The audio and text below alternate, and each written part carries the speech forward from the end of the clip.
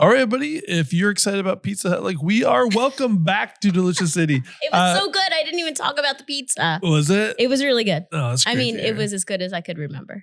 It's probably better than what they have these days. Anyways, we are your inside line on everything happening in Philadelphia and the food scene. If you live for discovering the city's best restaurants, hidden gems, and unforgettable bites, then you are exactly where you need to be. I'm Eli Culp, and I'm joined, as always, by the incomparable Marissa Magnata. And just like we promised in the last episode, Mr. Dave Wes is back. I'm back. Dave is back. Woo!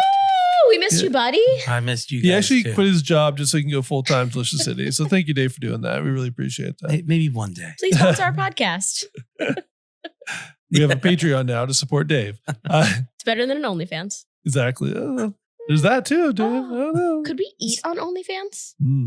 I could eat. You probably do whatever you want. I could eat naked. All right, I could do that. Let's talk about that later. Little nick it. They might pay me to not do that, to be honest with Hey, you. there's something for everybody. There's something for everybody. Before we dive in, if you want more Delicious City in your life, head to deliciouscitypodcast.com and sign up for our newsletter. Twice a month, we send out the best food finds, behind the scenes stories, episode recaps, and easy links to all the restaurants and events that we talk about on the show. The link is right in the podcast description. So just go hit that. I'm whispering sweet nothings into our guest's ear because I've been talking about our guest for years on this podcast. Yes. But we'll get to that in a Great second. to put a face with the name. I know. First, coming up on today's episode, we have Best Bites, which is always fun. And you can always check those out in our newsletter as well, too, if you want to see photos of those. Yep. Plus, we have The Dish, where we give you a full rundown on events and pop-ups that are happening all around the city. But we are joined by... forget all that pizza talk earlier because we have even better pizza to talk about right now. We've got Mark Mebus in the house. He is one of the OGs of Philadelphia's vegan food scene. A lot of people know him from the legendary Blackbird Pizzeria, and now he's behind 20th Street Pizza, where he's continuing to push things forward. We're talking about the evolution of pizza and vegan cooking. And thank you so much for being here and for being in my life. Thanks so much for having me. All right. So it's kind of a running joke because when we first started Delicious City, how long has it been since Blackbird has closed officially? Like 4 years about. Okay. So I think it was right around the time that you were sunsetting, or Blackbird was sunsetting. I was telling these guys about it. First off, I'm telling them how heartbroken I was. I'm going to be very honest. Yep. But they weren't familiar with Blackbird, although it was around them all the time. It was just the iconic, most revolutionary vegan wing in the city, in my opinion. Oh, thanks so much. But then you surprised us because then you brought 20th Street Pizza to the Rittenhouse area and you have started this whole new line of delicious vegan food that has continued to feed us every day. Yeah, it was, Blackbird kind of had a different feel than 20th Street does. So it was 20th Street really is an evolution of really just the pizza side of Blackbird and diving full on into that. Yeah. So talk about Blackbird, because I'm really not even familiar with it. I hear great things. Like when we were doing our call a couple days ago, our production call we actually do prepare for this podcast, guys. If you didn't realize, Can't you tell? Yeah, but the on the call, Dave mentioned something about knowing that bands would go there. Is that what you said? Yeah, Dave? like and a lot of Sarah said, "Oh yeah, I used to bring people there." a lot of hardcore bands, punk bands, like they would make a point to stop by your restaurant. Oh yeah, for sure. It was a punk pizza place, so. That was the idea? Oh yeah, big time. Got it. And I keep it going a little bit with 20th Street as well. We're usually listening to metal or punk or something like that in there. But it's not as heavy on that tip. Like Blackbird really was like a very, punk focused pizza shop. So we did get a ton of bands when they were in town on tour, whatever, coming That's awesome. through. Yeah. Also the location being in Northern Liberties at the time and that. Oh yeah, and the original one was right at 6th and South, so that was really, I'd say, even more so where a lot of bands went. That one closed almost 10 years ago now, like 9 years ago now. But that was just because of structural issues with the building. But, Got it. Yeah. So, How very South Street of it. oh yeah, yeah. It was Got out of it before anybody died, right? So luckily, yes. So talk about like the idea, the concept of Blackbird to start, because I'm just very genuinely curious, like why you decided to do that, personally, and then how that has now translated to 20th Street. Well, so initially, I've been vegan for a long time, and so naturally, I wanted to open a vegan restaurant. Yeah. I was also into cooking. That part's and pizza just seemed like it was, something I was pretty obsessed with, but also it was really the number one thing that when we would talk to people and they would say why they couldn't go vegan, for instance, they would say, "No, I couldn't live without pizza." Yeah. Yeah. So 100%, that's the reason that we were laser focused on like, all right, we got to open a pizzeria. This is an issue. That's great. Yeah, when you opened, the options of vegan pizza were very, very limited. Oh yeah, yeah. I mean, it was in 2010 that we opened, and there was kind of nothing. I think. I mean, not nothing. There was like a few places that had vegan cheese as an option, but I don't even think they had like any vegan specialty pies or anything. It was really like kind of just like an add-on that maybe 2 places in the entire city did. You had to dig deep in the freezer to find that bag of, That of one vegan bag, cheese. Yeah. and then it comes out and it's like rubber. Yeah.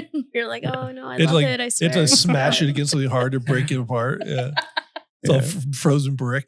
So like when you get the vegan cheesesteak at Citizens Bank, There you you're go. like, oh, I've got the bag. Yeah. I'll take your word on that.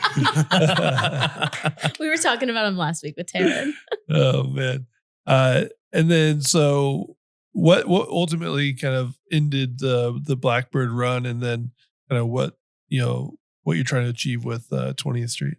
Well, what ended it was really the pandemic is what ended it. Oh really? Unfortunately, Okay. yeah. Got it. We were just the lease was up, and at the time we were just like burning through money. I mean, there was like no chance, So, So let's go to Rittenhouse. yeah, right. But where the location that was at is where Petramala is now. So I mean, Oh no shit. it was probably I'm No not going way. to say it was good that it closed, but there are positives there. Yeah, you no know? There's some kidding. serendipitous. Yeah, exactly. Right. Yeah, very good. Yeah. And did Ian have association with Blackbird? He did only that he kind of ran it for me at the very end, Okay. and then we just transitioned it over to him. So Um, a vegan punk drummer found you, and then you transition out, and you're just like, here, take the lease, or Yeah, basically. Really? I mean, he was running like a pop up in North Philly, Okay. during the pandemic, okay. and I don't know, it was like the best food I had.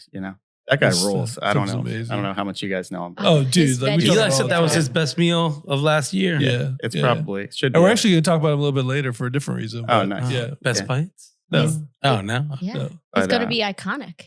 Oh, yeah. I mean, he already is. Shh, don't tell him. All right. I don't want to ruin the surprise. Um, What got What? you into pizza and just pizza in general in the beginning? Oh, I've always loved pizza. So, and bread and, dough structure and everything like that. So for me, it was like, I was working at this vegan spot up in New York, and after my shift, I would just work on pizza dough. And then we kind of, I just kept going with it until I felt like I had something. From before you were vegan, like what was there a part of a time where you like missed real cheese and pepperoni, or was that easy for you to let go? I guess I don't think I missed it, but when I went vegan when I was 18. Okay. And I was like pretty hardcore about it. So even if I did miss it, I think I blocked those memories I got you. out Yeah. as hard as I could. well, if you're a vegan But- and you want to reminisce about pepperoni, like pizza, just go to Petramala during the summer and get his tomato XO on focaccia. Oh yeah, That is just like, I'm like, this. You're lying that this is vegan. Like you rendered pepperoni and just added tomato to it or something, but it's that freaking good. So Mark brought us pies, and I was thinking, because pizza's good when it's delivered, but it's never great. But I wanted to share a little technique with you guys about how to reheat pizza the right way. And I was talking off mic with Mark, and he goes, "That's the best way. That's how I tell people to do it." Can I 3 guess? ways. Is it in a skillet? How'd you guess? I feel like I've been studying this for years. Or is it behind because it's behind your right shoulder? I know. I didn't even look. I don't know. Aren't there always skillets and shit around here all the time? Touche. Is that how you do it too? I think I learned this not too long ago, and Did I've been you? doing it since. But my issue is there's not enough room in one skillet. It depends. Oh, for a whole pie? Well, I mean, no, for like the amount of slices. leftovers that I want. Exactly. So me- you gotta have a big one. I'm eating when the pizza gets there, I'm eating it. I'm the asshole that's putting it in my mouth, burning the roof of my tongue because I'm so hungry. Yes, but the crust never survives. Yeah. It will not survive. But the next morning, I will what do you call it? Reconstruct or retherm. it or How do you retherm? I will reanimate. That's the word. There you go. Next morning, leftovers. I will reanimate the pizza. How? Cast iron. Cast iron. But I hit it with the Irish butter on the bottom. Ooh, butter. Yeah, because why not? Where That the butter. Kerrygold Kerrygold. I put the slice down with And the then- vegan sitting here. and I put my hand under the faucet and I just get a little bit of my wet Splash hands. it. I splash it for the steam and I put a lid on top. All right, Dave, reach behind you there. Ugh. Can you find the It's hot. Can you find the right knob to hit? I don't know. There's only like 20 of them. It should be front. There you go. All right, so just for the listeners at home, we're going to share this with you, and you're going to hear the crunch. How long is this? You brought a bunch of different slices, Mhm. and sometimes it clicks a little more than it should. Yeah. It's fine though. Nobody's going to die. So turn that up a little bit to kind of get it going there, Dave. While that's warming up, what kind of slices do you have on the menu now? Because, I mean, for being a pizza shop, it is very unique, everything you offer. It's not just like plain and vegan pep. Like, it usually takes me a good 3 minutes to decide because everything sounds delicious. Thank you. So we do have a variety of things. We do sell like vegan pepperoni and plain, of course, but some of my favorites, which are some of what I brought, are we have like a mushroom pizza, we have a spicy potato pizza. The mushroom looks incredible. You want to crack that open? It's very popular. Yeah, Dave, why don't you take a few? You cut them up small for us, make it easy for us Oh, to That looks share. really good. Damn. Arugula, was that cherry tomatoes? Or? Yeah, so that one has some pistachio pesto, it has cashew cheese, arugula, some vegan meatball, and just some olive oil on it as well. The mushroom one looks good. They all look good. All right, Dave, grab that box Okay. if you can. Bring it over to the stove. Let's throw some on there. We'll finish up talking with Mark, and then we'll have a little break and have some crunchy And pizza. snack. So how often do slices change on your menu, or how often do you add specials? I do specials occasionally. The menu doesn't change as much as I would like to, only because people get real mad when you take things off the menu at a pizzeria I found. So Do you have Real one mad. experience that you can share? well, many, but nothing very notable. Just like No even if- bricks to the window. Like bring Nah. back that mushroom with nothing extreme. tomato and but anger. Yeah, anger. plenty of it. Yeah. So The I didn't realize you were a slice shop. mhm. So you do Yeah. slices and whole, right? Uh-huh. But did you do slices at Blackbird, or is that something? yeah.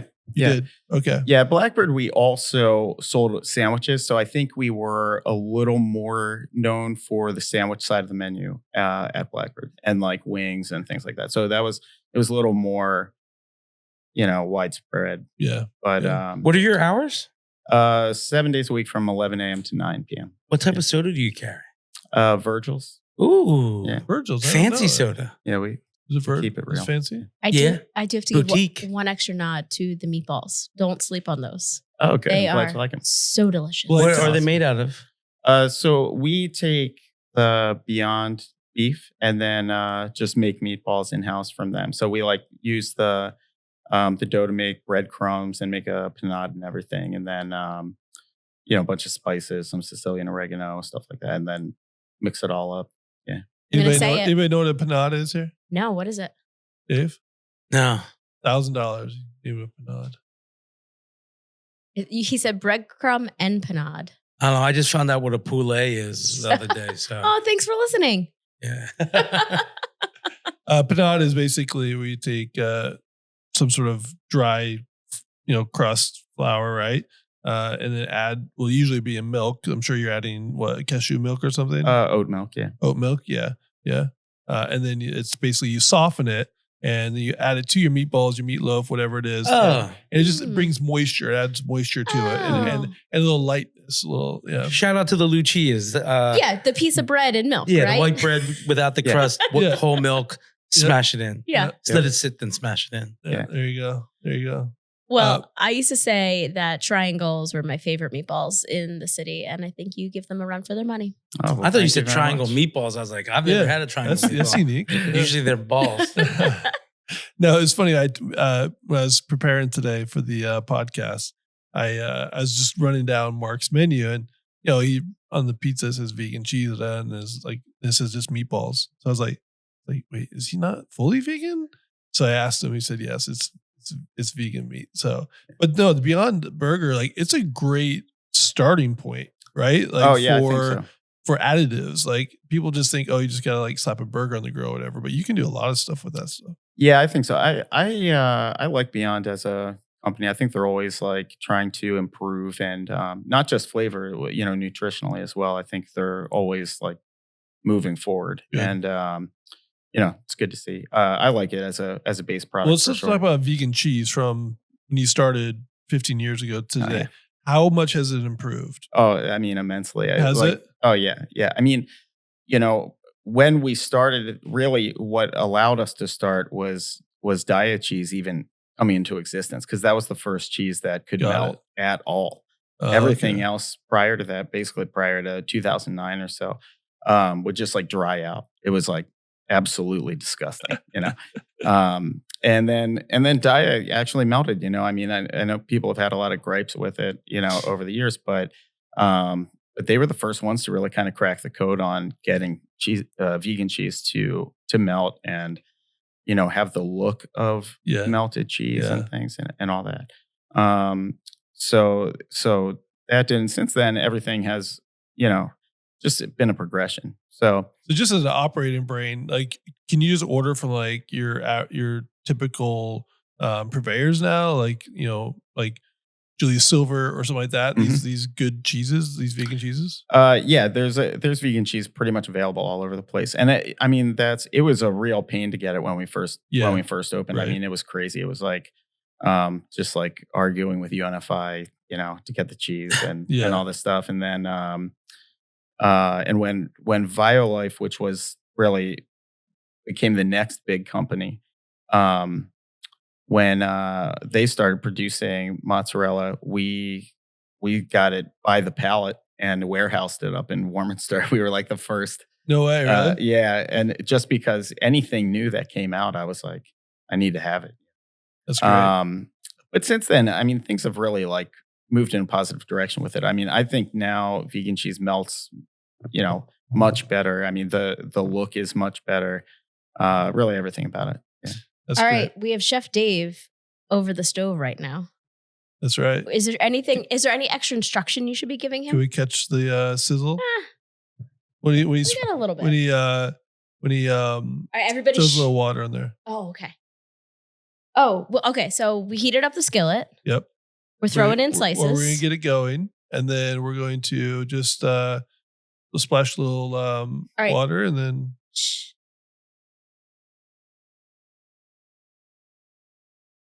let's go feeding time.